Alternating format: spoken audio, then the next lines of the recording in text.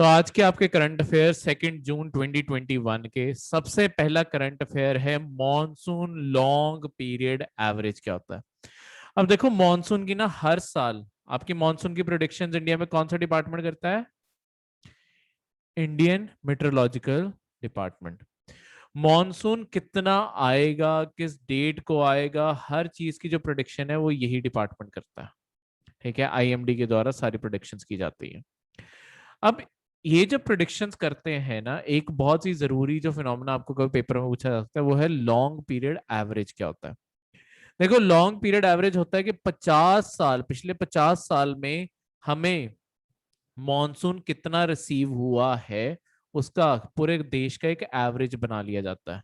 ठीक है, मतलब 50 साल का एवरेज पूरे देश का। तो पूरे देश में इस टाइम ये जो लॉन्ग पीरियड एवरेज है वो है आपका 89 सेंटीमीटर्स। तो पूरे देश में एवरेज, अब कहीं पे देश में ज्यादा बारिश होती होगी, कहीं पे देश में कम बारिश होती होगी, पर ओवरऑल करके आपका 89 सेंटीमीटर्स आपके पूरे देश की एवरेज रेनफॉल है। ठीक है, ये 1951 से लेके 2000 का डेटा यूज करके बनाई गई है। ये हमें अलाउ करता है, ये जो एवरेज बना ली ये हमें अलाउ करता है ये प्रिडिक्ट करने में कि आपका इस साल मॉनसून नॉर्मल रहेगा, नॉर्मल से ज्यादा बारिशें आएंगी या नॉर्मल से कम बारिश आएंगी। यानी कि अगर इससे ज्यादा बारिशें आती हैं, ठीक है, तो उसे तब भी अच्छा मानसून माना जाता है। मतलब अलग अलग कैटेगरीज में मैं बताता हूँ। अगर ये देखो बिलो 90% ऑफ एलपीए अगर हो, ठीक है, मतलब इसका 90% जो है अगर उससे कम हो, 89 का 90% कितना होता है?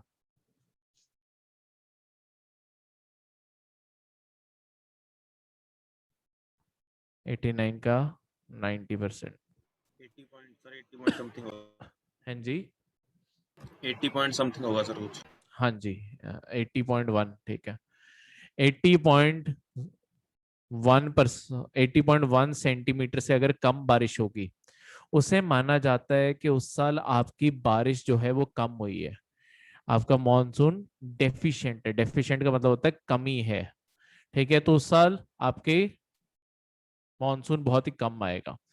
ठीक है, अगर आपका मॉनसून इसका 100% से लेके 110% के बीच में होता है उसे बोला जाता है नॉर्मल मॉनसून है। ठीक है, क्योंकि 10% बारिश एक्स्ट्रा भी चलती है।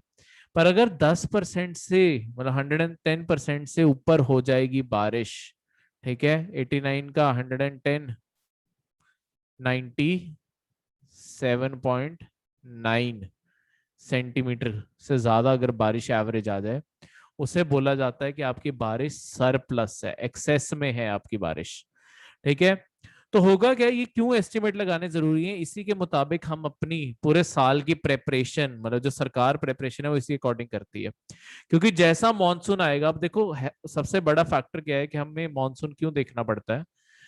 ठीक है, सबसे बड़ा फैक्टर है कि आपके इंडिया में अराउंड 60 to 65% जो एग्रीकल्चर है वो आज भी मॉनसून डिपेंडेंट है। अगर बारिश होगी तभी एग्रीकल्चर अच्छा होगा, नहीं तो नहीं होगा। मतलब वहां पे ज्यादातर इंडिया के 60 to 65 एरियाज में आज भी आपके कहीं पे ट्यूबवेल या कैनाल सिस्टम नहीं है। वो बारिश पे ही डिपेंड करते हैं, बारिश हुई तो क्रॉप उगेगी, नहीं तो नहीं उगेगी। तो ये 60 to 65% डिपेंडेंट इस चीज के ऊपर है, एग्रीकल्चर की। दूसरी जो चीज है इसी के साथ में वो है कि आपके डैम्स जो बिजली बननी है वो भी तो इसी अकॉर्डिंग होगा। अगर बारिश ज्यादा होनी है, ठीक है, तो मैं डैम्स को पहले से ज्यादा चला के रखूंगा ताकि पीछे जो पानी है ऐसा ना हो। देखो जहां पे डैम पानी स्टोर करता है वो भी तो एक टाइम के बाद डैम भी तो फ्लड ओवर हो सकता है। अगर वहां पे पानी एक्सीड कर गया या आसपास के एरिया में पानी और ज्यादा फैल जाएगा, तो डैम को सारा टाइम फिर चला के रखने की जरूरत होती है कि तुम पहले ही इतना पानी निकाल दो जितना बारिश से आ जाना है पानी। नहीं तो क्या होता है कि पिछले 2-3 साल से हम क्यों हमारे डैम अथॉरिटीज कोऑर्डिनेट नहीं कर पा रही वो नहीं पता हो, उसके कारण होता क्या है कि पहले डैम खोलते नहीं है, फिर होता क्या है कि जब बारिश बहुत ज्यादा आने लग जाती है, डैम जब लगता है कि अब हद से ज्यादा ओवरफ्लो होने वाला है, मतलब वो एक उसके डेंजर मार्जिन होते हैं कि इससे ज्यादा डैम नहीं भरना, फिर क्या करते हैं, फिर सारे गेट्स खोल देते हैं।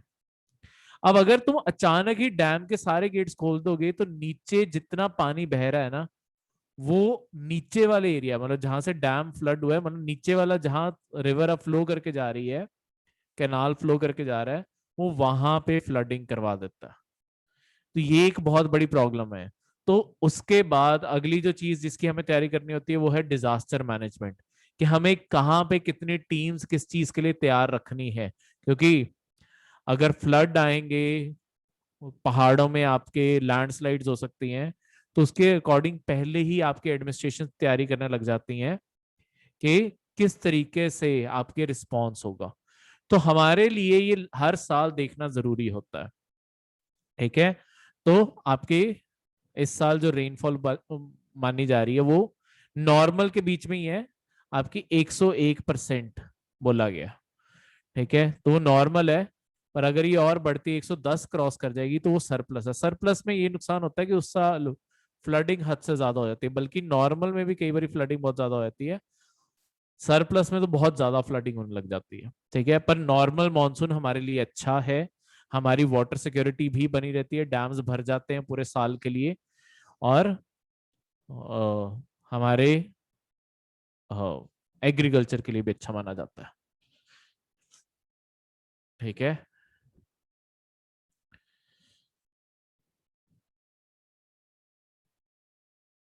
अगला करंट अफेयर, जो सेकंड करंट अफेयर है, वो है नेशनल ह्यूमन राइट्स कमीशन के बारे।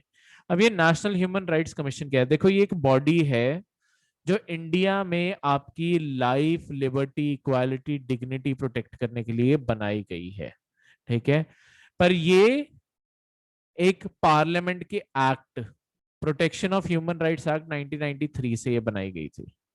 ठीक है, अब देखो, आपकी बॉडीज तीन टाइप की होती हैं, ये एक स्टैट्यूटरी बॉडी है, आपकी बॉडी तीन टाइप की होती है। इस साल पीसीएस में एक क्वेश्चन ऐसा आया हुआ था, आपके एग्रीकल्चरल कमीशन के बारे में डायरेक्ट क्वेश्चन था कि वो एक स्टैट्यूटरी बॉडी है या क्या है, मतलब स्टेटमेंट आई हुई थी कि एग्रीकल्चर बॉडी एक स्टैट्यूटरी बॉडी है, मतलब वो भी किसी करंट अफेयर में हम पढ़ेंगे। ये स्टैट्यूटरी बॉडी होती क्या है? देखो, जिन बॉडीज के बारे कॉन्स्टिट्यूशन के अंदर लिखा होता है, जो हमारा कॉन्स्टिट्यूशन है, इंडिया का कॉन्स्टिट्यूशन ऑफ इंडिया है, उसके अंदर जिन बॉडीज के बारे लिखा होगा वो होगी कॉन्स्टिट्यूशनल बॉडीज, वो है कॉन्स्टिट्यूशनल बॉडीज।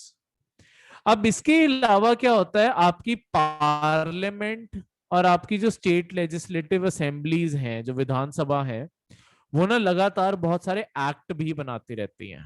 एक्ट का मतलब होता है कोई भी कानून बनाती रहती है। अगर कॉन्स्टिट्यूशन के अलावा किसी एक्ट से कोई बॉडी बनती है ना, उसे कहते हैं कि वो एक स्टैट्यूटरी बॉडी होती है। ठीक है, तो जैसे ये पार्लियामेंट ने एक्ट पास किया था, protection of human rights act. देखो, एक्ट हमेशा याद रखना, ये कभी भी कॉन्स्टिट्यूशन का हिस्सा नहीं होते, ये अलग एग्जिस्ट करते हैं, ये अलग अलग कागज हैं। ठीक है, हर एक्ट एक अलग बुकलेट की तरह एग्जिस्ट करता होता है। ठीक है, क्योंकि हम बनाते बहुत मोटे कानून है, तो हर बुकलेट ही बन जाती है 80-90 पेज की, तो वो इस एक्ट के अंडर एग्जिस्ट करती है ये बॉडी। ठीक है, अब आपकी ये जो स्टैट्यूटरी बॉडी है, ठीक है, ये चीज याद रखना, ये इसके अंडर बनी है। अब ये तीसरी एक टाइप की बॉडी होती है जो आपके प्रेसिडेंट की साइन से आ जाती हैं, जैसे कि जो आपकी सीबीआई बनाई गई है ना, वो तीसरे टाइप की बॉडी है। अब सीबीआई के बारे ना कॉन्स्टिट्यूशन में लिखा है, ना सीबीआई का कोई एक्ट है, वो बस प्रेसिडेंट ने एक ऑर्डर पास किया और सीबीआई बना दी। उन बॉडीज को कहते हैं कि वो एग्जीक्यूटिव बॉडी है, वो एक एग्जीक्यूटिव बॉडी है, क्योंकि प्रेसिडेंट आपका एग्जीक्यूटिव हेड माना जाता है, उसके साइन से बॉडी बनी है, इस कारण सीबीआई एक एग्जीक्यूटिव बॉडी है। तो ये तीन टाइप की बॉडीज होती हैं, ये आप करंट अफेयर में बार बार देखोगे, पॉलिटी में डिटेल में भी देखोगे। तो ये आपकी तीन टाइप की बॉडीज हैं, तो याद रखना, नेशनल ह्यूमन राइट्स आपकी ये बॉडी है। इसके बाद देखो, नेशनल ह्यूमन राइट्स के पास ना एक्चुअली कोई पावर नहीं है, ये सिर्फ एक इन्वेस्टिगेटिंग बॉडी है। जैसे ये भी एक इन्वेस्टिगेटिंग बॉडी है। यानी कि नेशनल ह्यूमन राइट्स कमीशन किसी को भी ना सजा नहीं दे सकता, ये किसी को पनिश नहीं कर सकता। ये सिर्फ रिपोर्ट तैयार करता है कि मतलब देखो, कोई भी पर्सन, कोई भी इंडिया का सिटीजन कंप्लेंट करना चाहे कि मेरे अगेंस्ट वायलेशन हुई है, मेरे ह्यूमन राइट्स छीने गए हैं, शायद पुलिस ने कोई ब्रुटैलिटी दिखाई है, कहीं पे आर्मी ने कोई ब्रुटैलिटी दिखाई है, कहीं पे किसी भी मतलब किसी भी सरकारी ऑफिशियल ने या इवन प्राइवेट इंडिविजुअल ने तुम्हारे ऊपर कोई, तुम्हें बंदी बना के रख लिया था, बच के निकले हो, तुम इस बॉडी पे शिकायत कर सकते हो। ये एक रिपोर्ट तैयार करेंगे और ये अपनी रिपोर्ट सबमिट कर देते हैं हाई कोर्ट और सुप्रीम कोर्ट के पास। केस वहीं चलेगा। ये सिर्फ एक इन्वेस्टिगेटिंग बॉडी है जो बस आपके बिहाफ पे इन्वेस्टिगेशन कर देगी कि क्या क्या क्राइम्स हुए और उसके सबूत क्या हैं, ठीक है, और वो कोर्ट में पेश कर देती है। सजा देने की कोई नहीं है, ठीक है। तो जेल में मतलब ये फिर यही सारे काम करती है कि जेल में कंडीशंस कैसी है लोगों की, लोगों को मतलब ऐसी रिपोर्ट्स ही तैयार करती रहती है बस ये, ठीक है। तो कोई खास पावरफुल बॉडी हमने इसे बनाया नहीं है। अब इस कमीशन के अंदर एक चेयरमैन होता है और 5 इसके मेंबर्स होते हैं। जो चेयरमैन होता है वो हमेशा चीफ जस्टिस ऑफ इंडिया होगा, जो रिटायर्ड हो, ठीक है, मतलब retired chief justice of India हो या कोई भी जज ऑफ द सुप्रीम कोर्ट हो, ठीक है। तो इस टाइम आज का जो आपका करंट अफेयर था, आपके एक रिटायर्ड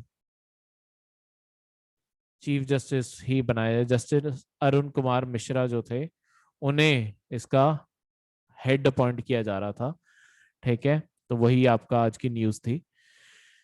तो एक इसमें और मेंबर होना चाहिए, जो कोई जज होगा सुप्रीम कोर्ट का या हाई कोर्ट का चीफ जस्टिस होगा। 3 और मेंबर्स होंगे जिनमें से कम एक वुमेन होनी चाहिए। अब ये जो 3 मेंबर्स और होते हैं, देखो एक मेंबर ये था, ठीक है, टोटल चेयरमैन एंड 5 मेंबर्स, यानी कि टोटल करके 6 मेंबर्स होंगे। एक चेयरमैन को लग के ना गया, 5+1 का हिसाब है, एक चेयरमैन है 5 अदर्स।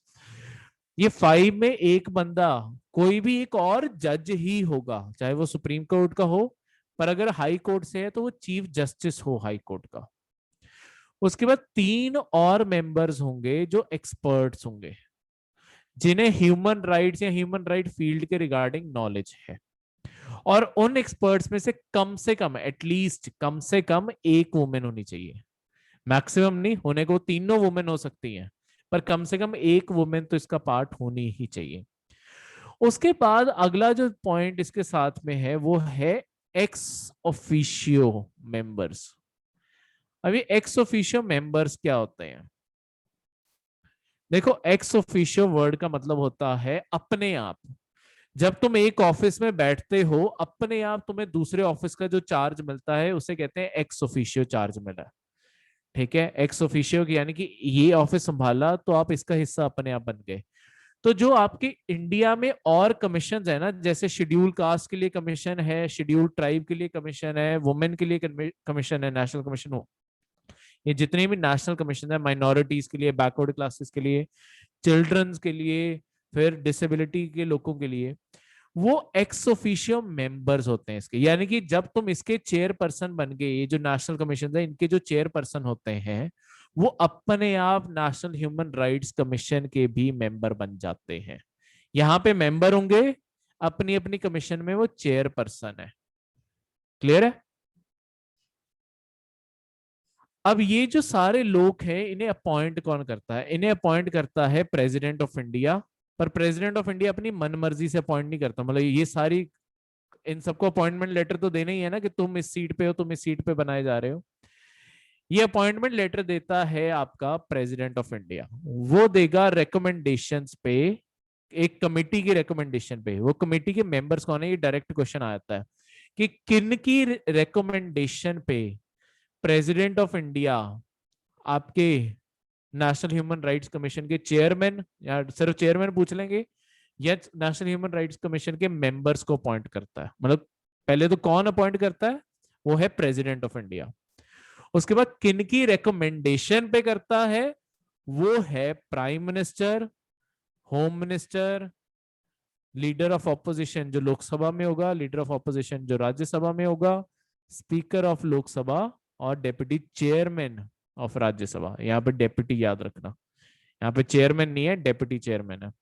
इसका क्या कारण है ये हम पॉलिटी में देखते हैं। क्या कारण है ये डेप्यूटी चेयरमैन क्यों है, चेयरमैन क्यों नहीं लिखा हुआ है यहाँ पे? सर क्योंकि चेयरमैन किसी भी हाउस का मेंबर नहीं होता ना। बिल्कुल, देखो जो राज्यसभा का चेयरमैन है ना, मैं बाकियों को वैसे बताता हूँ जिन्होंने अभी पॉलिटी नहीं पढ़ी, कोई बात नहीं बाद में आ जाएगी। जो इंडिया का वाइस प्रेसिडेंट होता है, अब देखो यहाँ पे फिर से वर्ड यूज करूंगा, जो इंडिया का वाइस प्रेसिडेंट बन जाता है ना, वो अपने आप एक्स ऑफिशियो हेड बन जाता है, यानी कि चेयरमैन बन जाता है ऑफ राज्यसभा। राज्यसभा का वो अपने आप चेयरमैन होता है, क्योंकि आम दिनों में आपके वाइस प्रेसिडेंट का एक्चुअली कोई काम नहीं है। वाइस प्रेसिडेंट का एक्चुअली काम आता है जब प्रेसिडेंट अपने ऑफिस में ना रहे, ठीक है, वो रिजाइन कर गया, प्रेसिडेंट की डेथ हो गई या वो छुट्टियों पे गया हुआ है, वैसे कामों में वाइस प्रेसिडेंट काम आता है। पर यहाँ पे आपका वो एक्स ऑफिशियो राज्यसभा को संभालता है। पर ये जो सारे लोग हैं ना, ये आपके कहीं ना कहीं पार्लियामेंट है, ये पार्लियामेंट के दो हाउस है ना, लोकसभा और राज्यसभा। ये देखो ये सारे लोग पार्लियामेंट के हिस्से हैं, अपने आप में एमपी हैं ये सारे, प्राइम मिनिस्टर भी वहीं से आता है, होम मिनिस्टर भी। तो एक तरह से पार्लियामेंट की अपनी कमिटी बन जाती है जिससे ये लोग चुने जा रहे हैं, ठीक है। तो वहां पे चेयरमैन की जगह, क्योंकि वो तो एग्जीक्यूटिव है, जैसे प्रेसिडेंट एक एग्जीक्यूटिव है, वाइस प्रेसिडेंट भी एक एग्जीक्यूटिव है, तो इसीलिए यहाँ पे डेप्यूटी चेयरमैन जो मतलब राज्यसभा का खुद हिस्सा होगा, उसे यहाँ पे बोला गया है। क्लियर है?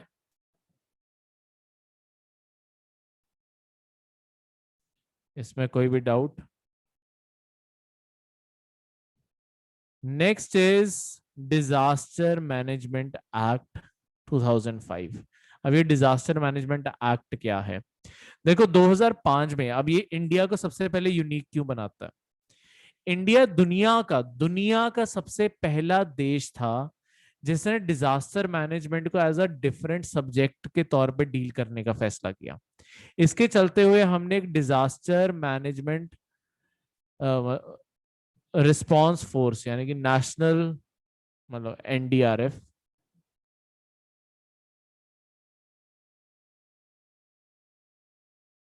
फंड नहीं, सॉरी, फोर्स, उसको वो उसे भी एनडीआरएफ ही कहेंगे, नेशनल डिजास्टर रिस्पांस फोर्स। और फिर हर स्टेट की स्टेट डिजास्टर रिस्पांस फोर्स जैसी बॉडीज भी बनाई है।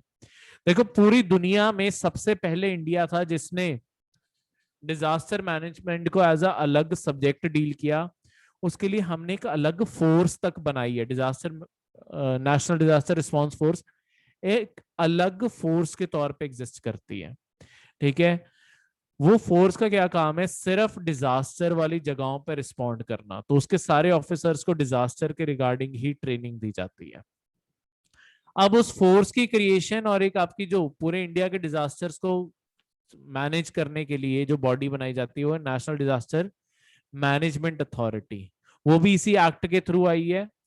इसका हेड होता है आपका प्राइम मिनिस्टर, ठीक है, और 9 मेंबर्स इसके और होते हैं, ठीक है, जिन सबका टर्म पीरियड 5 साल होता है। देखो सरकार का टर्म पीरियड 5 साल का होता है, तो इन सबका भी टर्म पीरियड 5 साल रखा हुआ है, ठीक है। ऐसे ही हर स्टेट के अंदर स्टेट डिजास्टर मैनेजमेंट अथॉरिटी भी होती है। उसका हेड, जैसे सेंटर में प्राइम मिनिस्टर है, हर स्टेट के अंदर हेड चीफ मिनिस्टर होता है, ठीक है, ताकि हर स्टेट के डिजास्टर को। तो अब होता क्या है इंडिया में, जब भी कोई डिजास्टर आता है, दो बॉडीज एक साथ काम करते हैं, वो है एक नेशनल डिजास्टर मैनेजमेंट अथॉरिटी और एक स्टेट डिजास्टर मैनेजमेंट अथॉरिटी, ठीक है। और जो फोर्स रिस्पॉन्ड करती है वो है नेशनल डिजास्टर रिस्पॉन्स फोर्स, ठीक है। ये तो चलो सारे डिसीजन मेकिंग के लिए बॉडी, अल्टीमेटली रिस्पॉन्ड वही करते हैं। क्लियर है? तो ये एक्ट आपके इंडिया में डिजास्टर और ये सारे कंसर्न में बनाया गया है। अच्छा एक क्वेश्चन जो यहाँ पे नहीं लिखा, बाद में कोई बात नहीं अपने लिए लिख के रख लेना, डिजास्टर मैनेजमेंट सेंटर में कौन सी मिनिस्ट्री के अंडर आता है?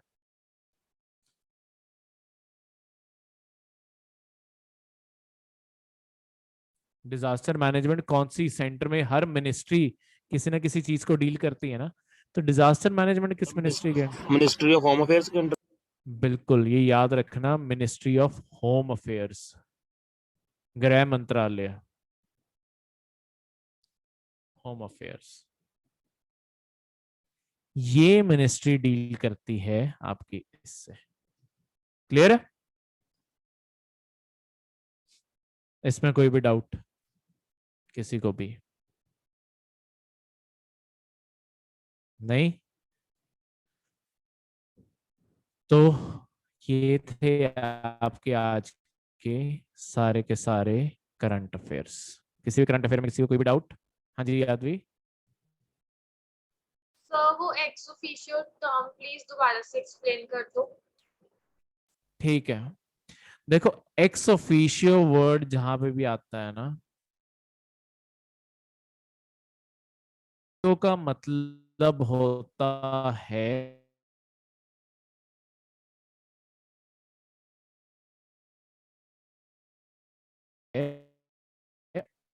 समझाता हूं।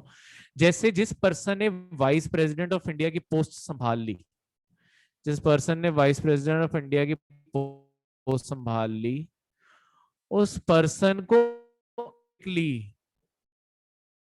चेयरमैन ऑफ राज्यसभा बना दिया जाता है। ठीक है, कि चेयरमैन ऑफ राज्यसभा की जो भी जिम्मेदारियां हैं, जो भी रिस्पॉन्सिबिलिटीज हैं, वो सारी की सारी वाइस प्रेसिडेंट निभाएगा। एक्स ऑफिशियो का मतलब होता है अपने आप, मतलब तुम्हें कोई अलग से अपॉइंटमेंट लेटर नहीं मिलेगी। एक्स ऑफिशियो, एक्स मतलब अपने आप, जैसे एक ऑफिस संभाला, अपने आप ही दूसरे ऑफिस का चार्ज जो उसके साथ जुड़ा हुआ है, उसका चार्ज तुम्हें अपने आप ही मिल जाएगा। तुम्हें कोई भी अलग से लेटर नहीं मिलेगी अपॉइंटमेंट की। ठीक है, वो दोनों ऑफिसेस कनेक्टेड हैं एक दूसरे से।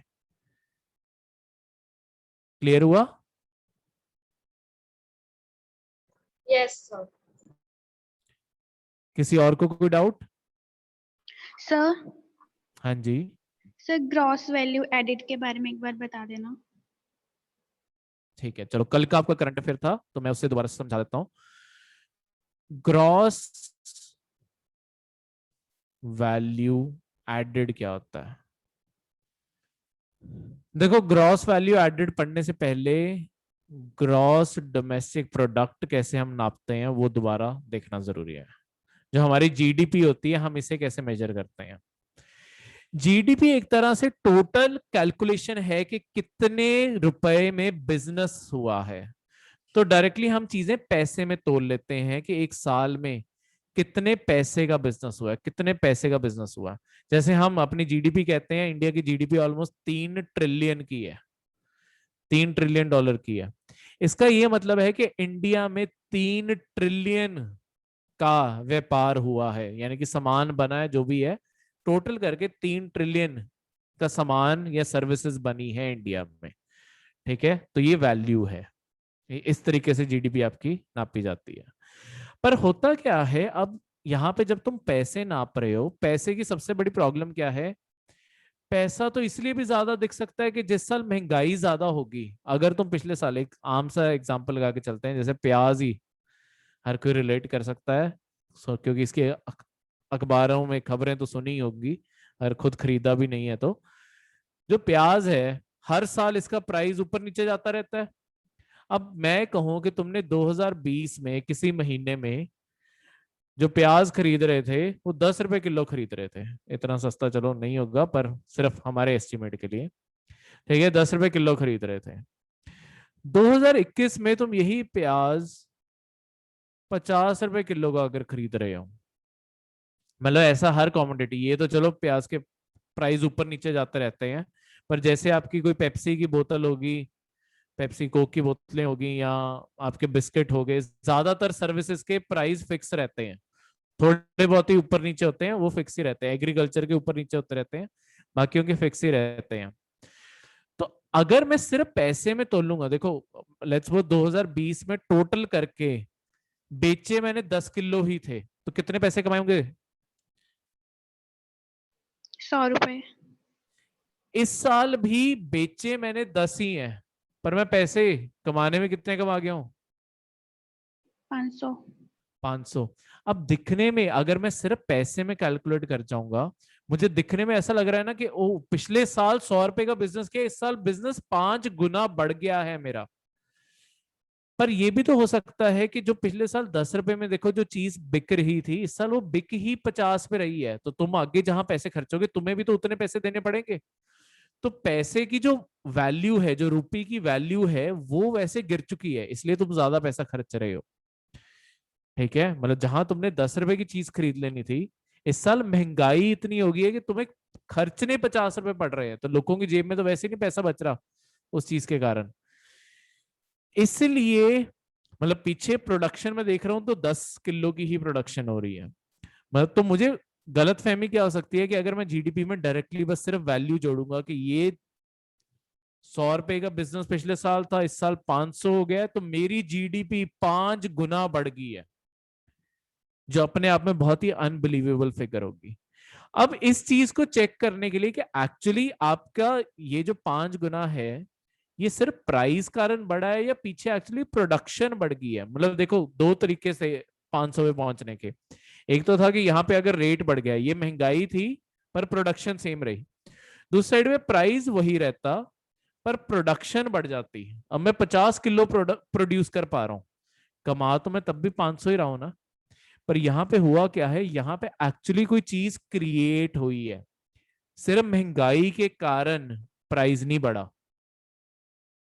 तो हम क्या करते हैं, ये जो प्राइस होता है ना, इसे पिछले साल के प्राइस से या जो भी हमने बेस ईयर मानना होता है उससे हम एडजस्ट कर देते हैं। यानी कि पिछले साल 10 रुपए प्राइस था, हम यहाँ पे 10 रुपए लगा के चल पड़ते हैं। मतलब कैलकुलेशन कैसे करते हैं और फिर देखते हैं कि अच्छा आंसर अभी भी 100 रुपए आ रहा है, हमारी जीडीपी नहीं ग्रो की। पर अगर 10 रुपए लगाने के बाद भी प्राइस बढ़ जाता है तो हमें पता चलता है कि अच्छा एक्चुअली इकोनॉमी ग्रो कर रही है। तो ये जो इन्फ्लेशन को चेक करना होता है और एक्चुअली आपकी इकोनॉमी में प्रोडक्शन बढ़ी है या नहीं बढ़ी उसे चेक करना है, उसके लिए ग्रॉस वैल्यू एडेड देखी जाती है। ये जो वैल्यू एडेड है ना, ये प्रोडक्शन की फिगर्स को देखती है कि क्या प्रोडक्शन बढ़ी है या नहीं बढ़ी। क्योंकि इकोनॉमी तो इसी से बढ़ेगी, महंगी करने को मैं सारी चीजें महंगी कर दूं तब भी मेरी जीडीपी बढ़ी हुई दिखेगी। ठीक है, तो इस तरीके से क्लियर है। Yes sir. और किसी को कोई भी डाउट हो?